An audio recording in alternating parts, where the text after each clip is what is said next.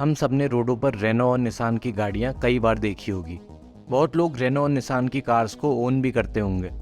इसी तरह आप दुनिया के कई टॉप सीईओज के बारे में भी जानते होंगे, जैसे सुंदर पिचाई, टिम कुक और कई और। पर क्या आपने कभी ऐसा सुना है कि किसी फॉर्च्यून 500 कंपनी के सीईओ को एक देश से दूसरे देश स्मगल करने की ज़रूरत पड़ जाती है, और वो भी एक बॉक्स के अंदर छुप के? तो वीडियो एंड तक देखिए, क्योंकि ये कहानी किसी मूवी स्क्रिप्ट से कम नहीं है। और जानिए कैसे एक जाने माने सीईओ को एक बॉक्स के अंदर भर के स्मगल करने की ज़रूरत पड़ी। Carlos Ghosn was born in Brazil, और 6 साल की उम्र में कार्लोस गोन अपनी फैमिली के साथ लेबनान शिफ्ट हो गए। कार्लोस गोन ने अपने करियर की शुरुआत मिशेलिन कंपनी से करी, जहां उन्होंने 18 सालों तक काम किया और इवेंचुअली मिशेलिन के सीईओ भी बने। आप में से कईयों की गाड़ी में मिशेलिन के टायर्स लगे होंगे, और मिशेलिन यूरोप की सबसे बड़ी टायर कंपनी भी है। मिशेलिन के बाद 1996 में तब के रेनो के सीईओ ने गोन को अपने डेप्यूटी की जगह हायर करा, और गोन को सबसे इम्पोर्टेंट काम दिया, रेनो को बैंकरप्सी से बचाने का।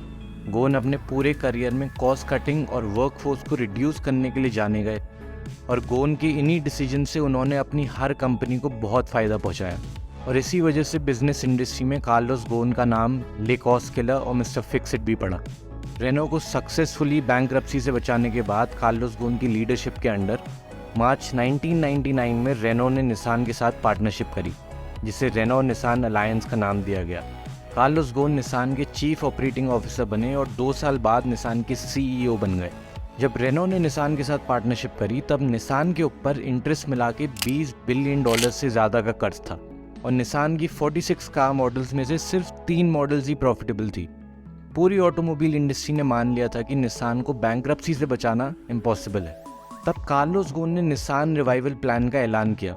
इस प्लान में 21,000 लोगों को फायर करना था, जो निसान की टोटल वर्कफोर्स का 14% था। साथ ही कार्लोस गोन ने यह भी कहा था कि अगर 3 साल में वो निसान को प्रॉफिटेबल नहीं बना पाए तो वो रिज़ाइन कर देंगे।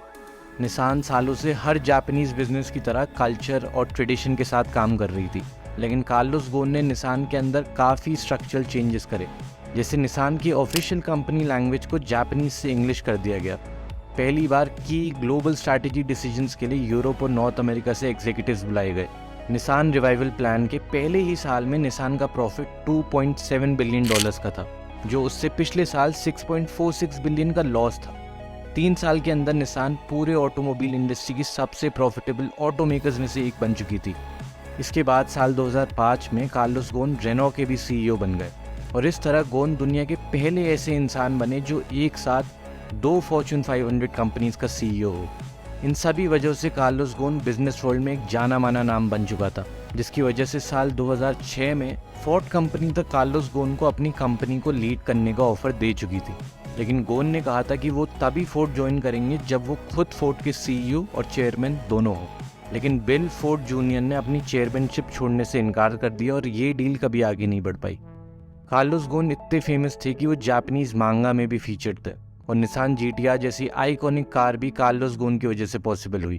2016 में कार्लोस गोन की लीडरशिप के अंडर निसान ने मित्सुबिशी मोटर्स में भी 34% स्टेक ले लिया, और इसी तरह Renault, Nissan, Mitsubishi alliance, Toyota, Volkswagen और जनरल मोटर्स के बाद दुनिया का 4th लार्जेस्ट ऑटोमोबाइल मेकर बन गया।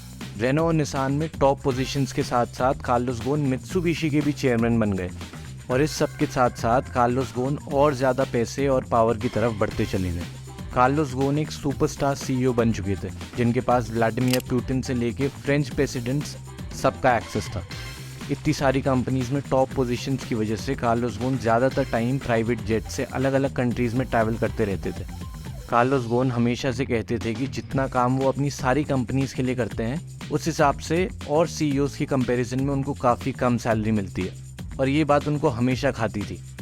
कार्लोस गोन कंपनी जेट्स का यूज़ अपने प्राइवेट कामों के लिए, फैमिली हॉलीडेज़ और एंटरटेनमेंट के लिए भी करने लगे। ये पैलेस ऑफ वर्साई है। ये फ्रांस में लोकेटेड है, और ये पहले एक रॉयल रेसिडेंस था, जो आज दुनिया की टॉप टूरिस्ट अट्रैक्शंस में से एक है। साल 2014 और 2016 में कार्लोस गोन ने इस पैलेस में 2 पार्टीज़ करी, जिसके बाद उनके डाउनफॉल की शुरुआत हुई। 9 मार्च 2014 को कार्लोस गोन ने पैलेस ऑफ वर्साई में पहली पार्टी थ्रू करी, जो कि एक लग्जूरियस इवेंट था जिसे जेफ बेजोस जैसे लोगों ने अटेंड किया था। इस पार्टी की अप्रॉक्स कॉस्ट 600,000 यूरोज़ या 5 करोड़ रुपए थी। जो कार्लोस गोन ने रेनो के कंपनी फंड्स के थ्रू पे किए। ये पार्टी कंट्रोवर्शियल इसलिए थी क्योंकि ये कार्लोस गोन ने रेनो और निसान अलायंस के 15 साल पूरे होने पर रखी थी, लेकिन इन दोनों कंपनीज़ के अलायंस को 15 साल पूरे 27 मार्च 2014 को हो रहे थे और ये पार्टी 9 मार्च 2014 को रखी गई थी, कार्लोस गोन के बर्थडे के दिन। इस पार्टी में 150 से ज़्यादा लोग थे, लेकिन रेनो और निसान की टीम से सिर्फ 2 या 3 लोग ही मौजूद थे और बाकी सब कार्लोस गोन के पर्सनल गेस्ट थे। ऐसे ही 2016 में सेम जगह पर एक और आलीशान पार्टी रखी जाती है, इस बार कार्लोस गोन की सेकंड मैरिज और उनकी सेकंड वाइफ के बर्थडे की सेलिब्रेशन के तौर पे, जिसकी पेमेंट भी कंपनी फंड से हुई थी। इसके बाद 2017 में कार्लोस गोन ने निसान के CEO पोस्ट छोड़ दी, लेकिन वो अब भी निसान के चेयरमैन बने हुए थे। यहाँ से कहानी इंटरेस्टिंग होती है। 19 नवंबर 2018 को कार्लोस गोन कंपनी के प्राइवेट जेट से टोक्यो में लैंड करता है और लैंड होते ही जापानीज़ अथॉरिटीज़ उनको प्लेन के अंदर घुसकर ही अरेस्ट कर लेती है।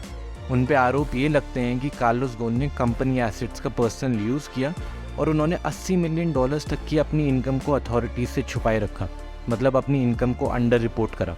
अरेस्ट होने के सेम डे निसान के CEO ने एक स्टेटमेंट जारी किया और बताया कि इफेक्टिव इमीडिएटली कार्लोस गोन को निसान के बोर्ड ऑफ डायरेक्टर्स से निकाल दिया गया है और उनसे सारी एग्जीक्यूटिव पावर्स छीन ली गई हैं। ऑल्दो निसान ने एग्जैक्टली पूरी डिटेल्स नहीं दी, लेकिन जापानीज़ मीडिया ने बताया कि कार्लोस गोन निसान से एक शेल कंपनी में पैसा डलवाते थे, जिससे उन्होंने ब्राज़ील, लेबनान, पेरिस और एम्स्टर्डम में अपने लिए $multi-million घर खरीदे। साथ ही साथ अपने सारे लग्जरी फैमिली हॉलीडेज़ का बिल भी वो कंपनी के नाम पर फाड़ते थे। कार्लोस गोन पर जब जापान में कोर्ट केस शुरू हुआ तो कार्लोस गोन 100 दिन तक बिना बेल के जेल में रहे, जिसके बाद उनको $9 मिलियन पर पहली बार बेल मिली, पर 1 महीने बाद ही कार्लोस गोन को नए चार्जेस पर फिर से अरेस्ट कर लिया गया। 1 महीने बाद फिर से बेल मिली, लेकिन कार्लोस गोन जापान से बाहर नहीं जा सकते थे और 24 घंटे उन पर सीक्रेटली नज़र रखी जा रही थी। सेम टाइम पे रेनो ने एक इंटरनल इन्वेस्टिगेशन में ये पाया कि कार्लोस गोन ने around $14 million of company funds का खुद के लिए इस्तेमाल करा है। दूसरी बार बेल मिलने के 8 महीने बाद दिसंबर 31, 2019 को कार्लोस गोन जापान से भाग निकले। पर यह हुआ कैसे?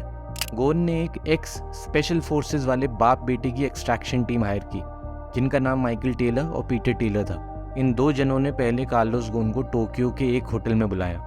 जिस वक्त कार्लोस गोन अपने पे कांस्टेंट नज़र रखने वाली टीम से बचकर इन 2 लोगों से मिले और फिर ये तीनों लोग एक बुलेट ट्रेन पकड़ के ओसाका पहुंचे।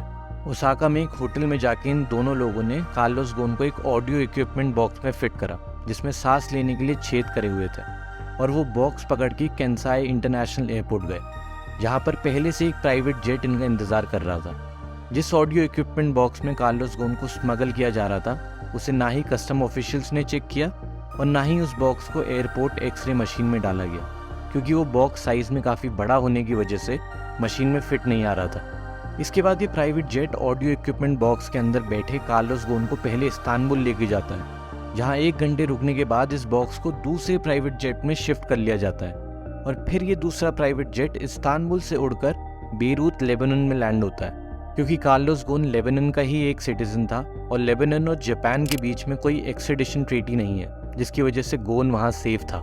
इसके बाद इंटरपोल ने कार्लोस गोन के खिलाफ एक रेड नोटिस जारी किया। Ex US special forces Michael Taylor और उसके बेटे पीटर टेलर को US अथॉरिटीज़ ने अरेस्ट करके वापस जापान भेज दिया, जहां आज माइकल 2 साल और उसका बेटा 20 महीने की सज़ा काट रहे हैं। कार्लोस गोन ने इस बाप बेटे की टीम को इनकी सर्विस के लिए बिटकॉइन के थ्रू $1 मिलियन की पेमेंट भी की। आज भी कार्लोस गोन पर अलग अलग देशों में कई सारे केसेस चालू हैं और आज भी कार्लोस गोन अपने को बेकसूर एंड नॉट गिल्टी बताते हैं और साथ में ये भी कहते हैं कि निसान के सीनियर मैनेजमेंट ने मिलकर उनको फंसाने की साजिश रची थी। कार्लोस गोन का ये भी मानना है कि क्योंकि जापानीज लॉ सिस्टम उनको कभी फेयर ट्रायल नहीं देता, इसलिए उनको वहाँ से भागना पड़ा। कार्लोस गोन के जापान से भागने के बाद एक बार फिर जापान के क्रिमिनल केसेस के कन्विक्शन रेट पर सवाल उठाए गए, क्योंकि जापान में क्रिमिनल केसेस की कन्विक्शन रेट 99.9% है। यानी एक बार जापान में अगर किसी के खिलाफ क्रिमिनल कोर्ट केस चालू हो जाए तो 99.9% वो इंसान केस हार जाएगा।